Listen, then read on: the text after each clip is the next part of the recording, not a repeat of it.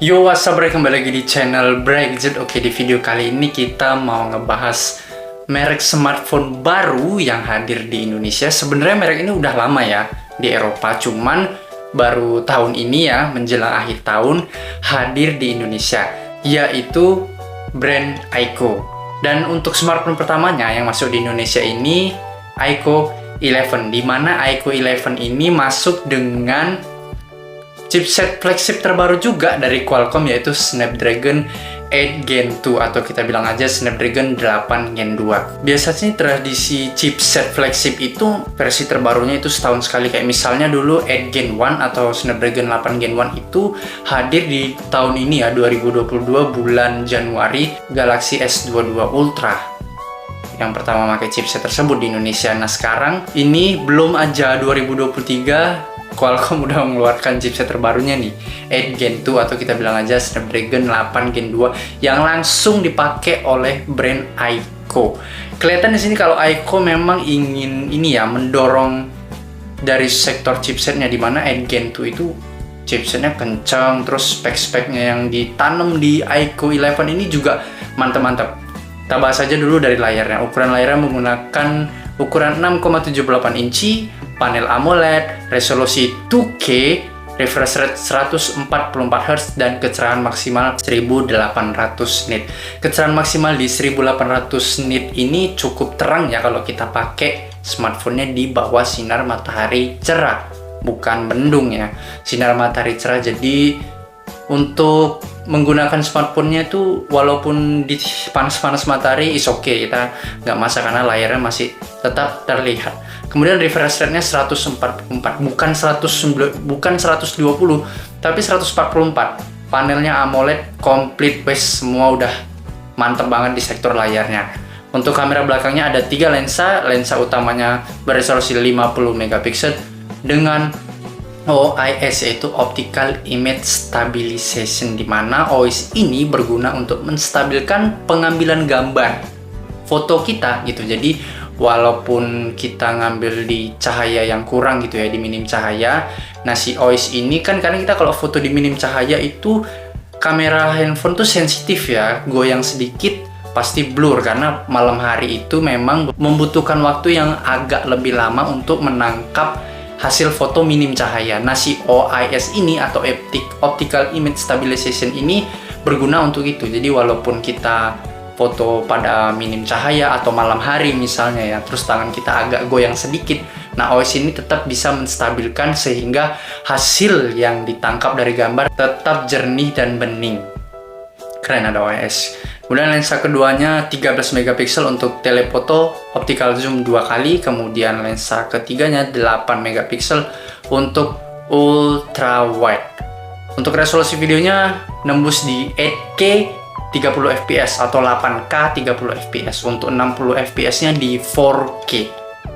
Kamera selfie-nya menggunakan resolusi 16 megapiksel dan resolusi videonya di Full HD 30 fps. Chipsetnya menggunakan jelas terbaru Snapdragon 8 Gen 2 yang masih anget banget, masih baru banget sampai video ini diupload.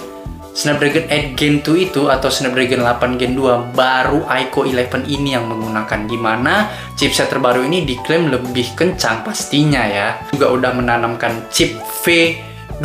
Chip ini diklaim bisa menambah refresh rate pada game yang awalnya 60 bisa jadi 90, yang 90 bisa jadi 120 Hz. Untuk pilihan RAM-nya hanya satu teman-teman, di 16 GB, dan jenis RAM-nya menggunakan LPDDR5X, di mana jenis RAM ini yang terbaru juga di iQOO 11 ini. Baru dia nih yang pakai di Indonesia, LPDDR5X. Kemudian internal storage-nya di 256 GB yang menggunakan UFS 4.0, dan ini jenis internal storage yang terbaru juga ya, 4.0. Biasanya kan sebelumnya tuh UFS 3.1 ya, 3.1, kemudian LPDDR5. Nah ini udah lebih kenceng lagi, RAM-nya pakai jenis LPDDR5X. Untuk skor Antutunya di 1.200.000-an poin. Kenceng banget nih coy. Kapasitas baterainya cukup gede ya, di 5000 mAh, sudah menggunakan USB Type-C, dan fast chargingnya di 120 watt. ngebut banget sih ini, Bray. Yang pasti sudah support 5G, ada NFC, speakernya stereo ya di bawah satu dan di earpiece-nya satu. Fingerprint-nya di layar jelas karena udah pakai panel AMOLED ya, walaupun nggak semua panel AMOLED menggunakan fingerprint layar, tapi di iQOO 11 ini udah di layar. Cakep.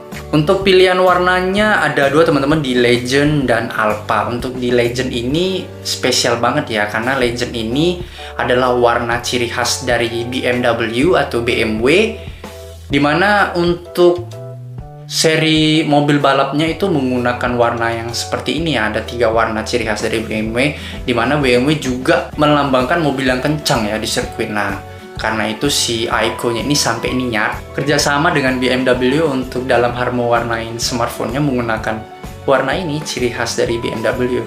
Ya karena memang si iQOO 11 ini kenceng juga sih performanya, jadi memang perpaduan itu mantap banget ya.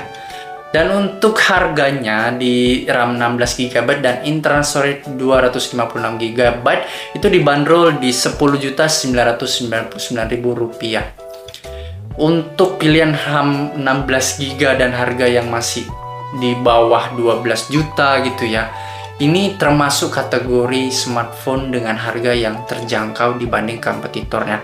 Bahkan Realme aja, Realme GT2 Pro RAM 12 itu harganya kemarin sekitar di 9 jutaan.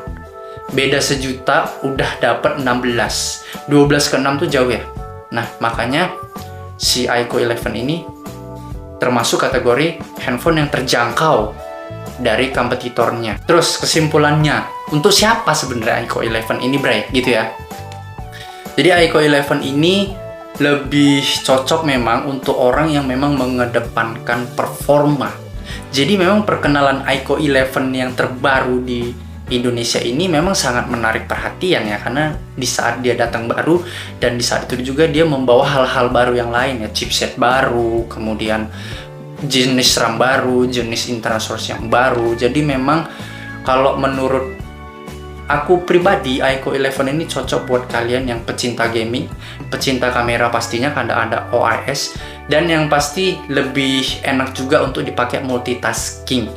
Karena ada kan teman-teman yang multitasking untuk kerjaan, untuk kuliah gitu ya, bolak-balik tab aplikasi, bolak-balik aplikasi gitu. Nah, ini udah mendukung itu karena RAM-nya sampai 16GB. Jadi mau ganti-ganti aplikasi itu akan lancar terus tanpa ada lag. 16GB-nya ini terbaik sih. iQOO 11 ini worth it sih untuk dimiliki. Itu aja kesimpulannya. Sampai ketemu lagi di video berikutnya. Bye bye.